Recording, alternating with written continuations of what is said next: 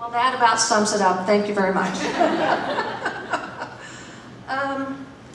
When I was approached to speak to you this evening, I was somewhat surprised. It's been 12 years since I walked across the stage to receive my diploma, but it seems like only yesterday. As he said in my bio, it was what I would like to call our 33-year odyssey, and not a journey. Certainly I had come from a long line of college graduates. It was quite the thing when all of my family members had graduated from IU, and I decided I was going to Northwestern. But they had the theater program, and that's absolutely what I thought I wanted to do. So, as he said, it was a stop and start along the way. After my freshman year at Northwestern, I decided that I didn't need academia, that I was just going to go off and become a star of stage and screen, and who needed academics anyway? As my family always told me, I was either going to be a Barbara Walters or a Barbara Streisand, just figure it out, but get your college degree. So I basically lost sight of the fact that I really did need to achieve that goal, although it was never far from my mind at all. It was kind of my private little battle that I didn't share with anybody, but it was something that I knew I needed to accomplish. And when I decided to get married after 1 year of college, my father said to me, but you have not yet completed your degree. And I said, but I will, and I promise you that I will. And of course that was in the summer of 1975. Got married, and along the way my husband at the time was transferred 7 times in 4 years. That made it pretty difficult to figure out where I was going to light on a college campus to complete my degree. When we came back in 1979, I enrolled in IUSB. And at that point in time, I had no idea what major I wanted. I bounced around from history to accounting. I'm not sure, maybe mathematics. But I will tell you, whatever endeavor I was my chosen endeavor at the time.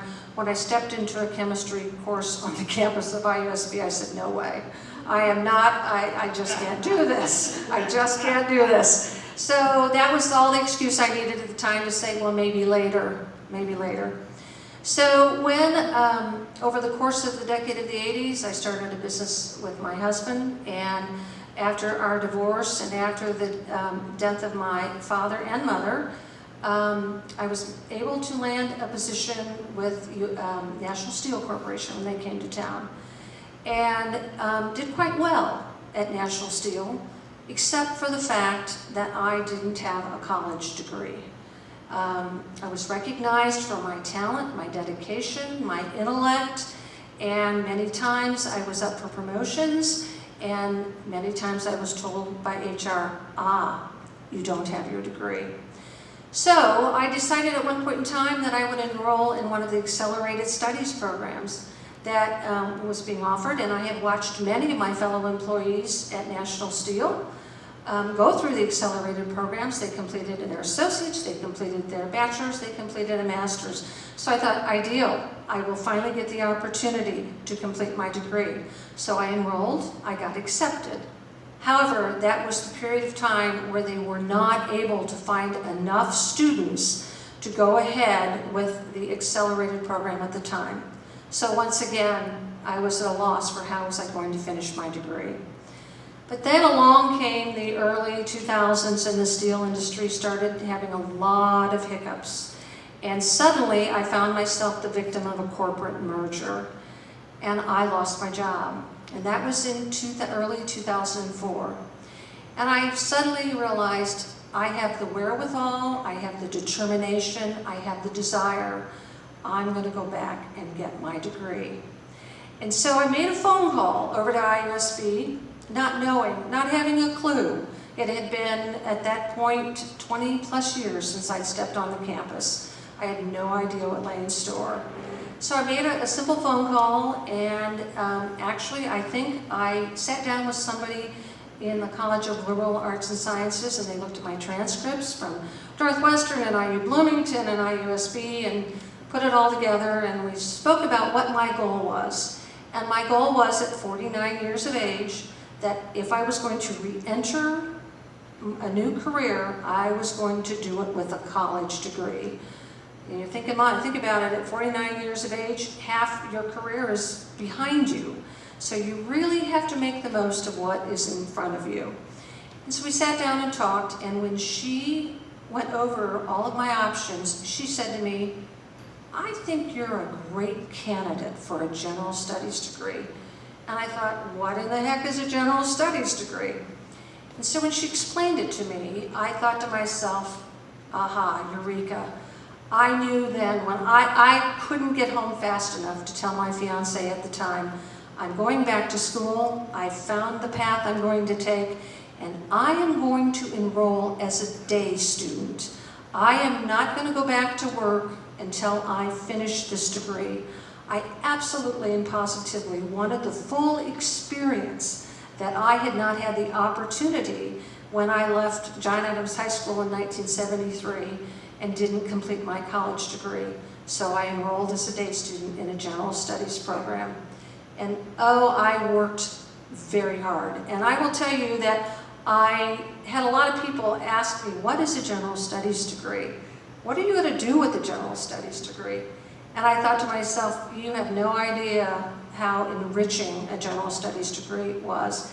Every single class that I took along the way, I remember thinking, because of the passion and the dedication of the professors at IUSB, gosh, maybe I've chosen the wrong study. Maybe I should be going into geology. Maybe I should be going into mathematics. I will tell you, I never thought that about my psychology classes, but it also taught me that what it was to rediscover who I was, my passion for learning. And it also gave me an opportunity to realize how far we've come. As I said, technology. I had absolutely no exposure to what was going on with technology. It just gave me every confidence that I needed to realize that once I had that diploma, the world was my oyster. And in fact, that's the case. I threw myself into the degree. I know that during the course of the 19 months that I was completing it, all my friends thought, oh, you're just going to school, what's the big deal? No, they would call me up and say, let's go do something. I'd say, sorry, I am studying. And I went all the way through. I took both summer sessions. I took full course loads in each summer session. Each summer I was there. And as he said, I did manage to graduate with highest distinction and an A average. So it proved to me that all the years that I had waited to finally finish this degree, I knew I had the value, I knew I had the worth, I knew I had the confidence, the strength and desire to really go out and make something of myself. Today, I'm happy to tell you that I'm highly involved. I am a senior sales account manager working in the real estate industry. As he said, I sit on various different boards of directors. My proudest accomplishment is 7 years ago when Pete Buttigieg took office, when Mayor Dave Wood took office, and when Jeff Ray moved to the chamber. I recognized that we had some very young talent in our leadership in our communities.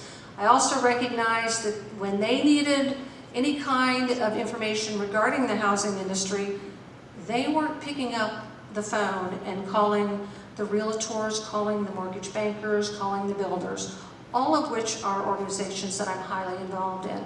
So I brought those 4 organizations together: the Women's Council of Realtors, the mortgage bankers, and also the realtors.